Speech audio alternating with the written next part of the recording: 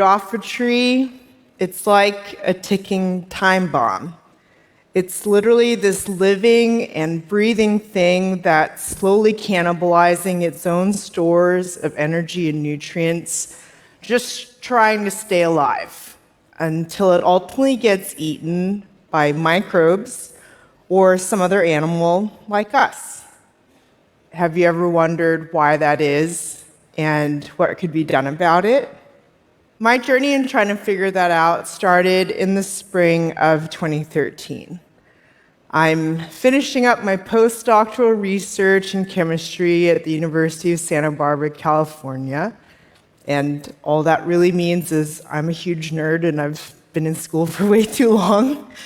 And trying to figure out how to put all of that training to meaningful use. So two of my lab mates, James Rogers and Louis Perez, invite me to dinner. But it turns out to be a pitch disguised as dinner. And they opened by totally flooring me with some staggering stats. A third of the food that we produce worldwide is lost or wasted before it ever has a chance to be eaten. For fresh fruits and vegetables, that number is a half. And waste is a problem at every single step of the supply chain. From the farm, trying to get it to market in stores, restaurants, and in our homes.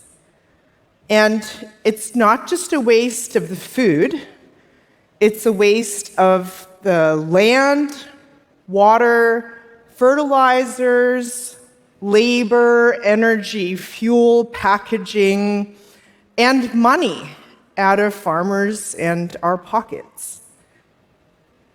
If global food waste was a country, it'd be the third highest emitter of greenhouse gases after China and the US. For decades all around the world, we've relied heavily on a surprisingly small number of ways to help fruits and vegetables last longer after harvest. These have gotten us a really long way, but they also have their challenges. Refrigeration is a massive energy suck, a significant source of emissions, and it's expensive. It's unfortunately why a lot of places around the world don't have access to refrigeration.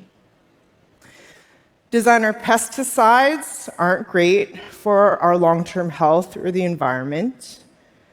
Waxes, some can be plant-based, but a lot of them are also animal-derived or petroleum-derived, and they help make produce look better, but not really meaningfully extend their life and quality. And packaging, that's just adding to our problems with single-use plastics and microplastics. And then all of this leads to a pretty narrow set of fruits and vegetables that are available in stores today relative to the amazing diversity of what's really out there. And so it's really like the categories that can survive storage and transportation that are commonly available. And those aren't always the ones that taste best or have the highest density of nutrients. So my friends wanted to approach this differently. And we led first with some questions. How do plants protect themselves? Well, with a peel.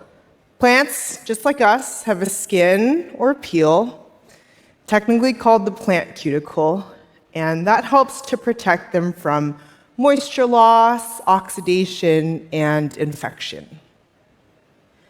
And what are those peels made of? Fatty acids, glycerides, that's what's the important part. And these are ingredients found universally in all plants, in the peel, pulp, and seeds, and including in plants that we already eat. Different fruits have different shelf lives because of the thickness and arrangement of these materials in those peels.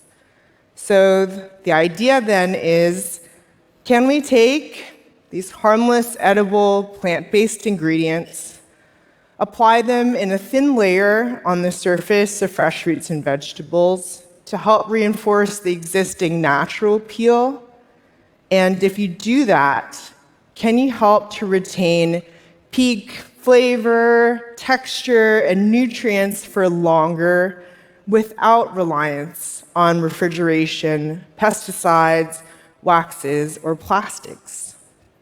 And so that's what James Liu and that's why we founded Appeal Sciences and ultimately headed to James's garage to try and figure out. We started first by partnering with this small local grower. And we tested the idea on this category you may not have heard of called finger limes. They're literally finger-shaped, and when you cut them open, the pulp is in the shape of beads like caviar. They are delicious, and they're super fragrant. But once they're picked, that grower had maybe about 7 days before their organic limes would start to dry out and the skin would start to change color. And that was even with refrigeration. So we took a test batch of material that we made using leftover tomato peels, since those are rich in these fatty acids and glycerides. We dipped those limes in a bowl of these ingredients in water and set them aside to dry. And then we waited. And we saw that we could add an extra week of freshness to these limes. And when we saw that for the first time, we were like, shut the front door. Oh my God, this might actually work. So we then went and wanted to apply this little bit of extra peel to all other kinds of fruits and vegetables. Bananas, avocados, limes, green beans, tomatoes, bell peppers, cucumbers, berries, like you name it. And what we saw amazed, and quite frankly still amazes us.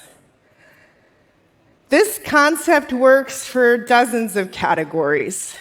Things that need to ripen before you eat them, things that don't, things that have edible peels, non-edible peels.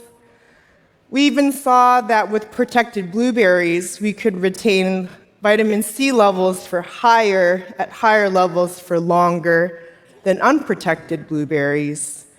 And tomatoes could be harvested later, not when they were green and tasteless, but when they were red and actually ripe, and they'd still have enough time to get into your homes. And we love that it really takes so little material. The little bit of extra peel we add to an average avocado, for example, that's equivalent in weight to 1/10 of a small raisin. And even though these materials are, of course, they're edible, you can wash them off by just rubbing under running water. We also, the more that we learned about the fresh produce supply chain today, we realized we could integrate into how these are processed in these packing houses before they're sent to grocery stores.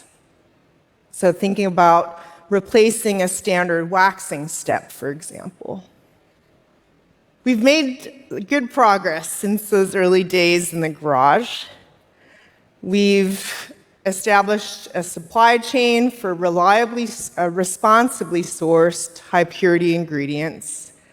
We've demonstrated safety and effectiveness to regulators in the US, the European Union, and more than 40 additional countries around the world.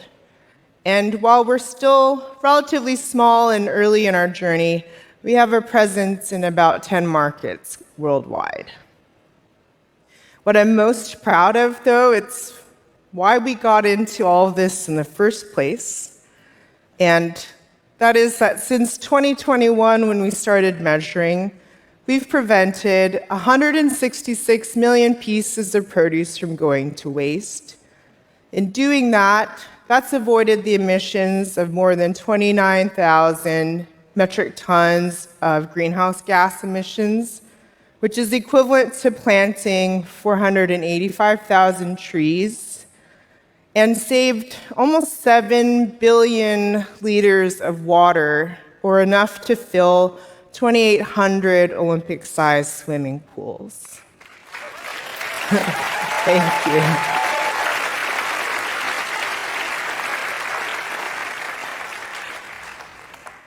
What we're also excited about is the opportunity to add a little extra peel to help small growers get their unique varieties of fruits and vegetables to market with more confidence. This is especially important in places that don't have widespread or reliable access to refrigeration, like with these regional mango varieties. This could mean that a greater diversity of fruits and vegetables could be more available to more people. The work, though, is far from done. We've unfortunately encountered food and agriculture companies that have a really hard time seeing past the food waste status quo. Shrink, as it's called in the industry, it's just accepted as the normal part of doing business. And disappointingly, we've had some folks, producers, packers, and retailers tell us, well, the waste bin is kind of my best friend.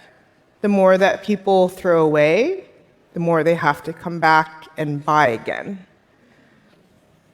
So let's just say that's not what we expected when we first approached them to talk about extending the life and quality of fresh products.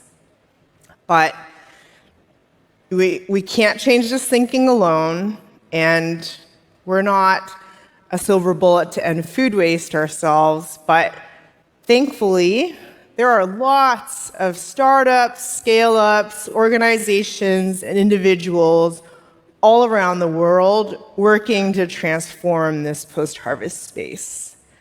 And we're optimistic that our one small innovation, using common ingredients inspired by the ancient wisdom of plants, is playing its part in having an impact, reinventing the food system, and helping to create abundance for all. Thanks so much. Yeah.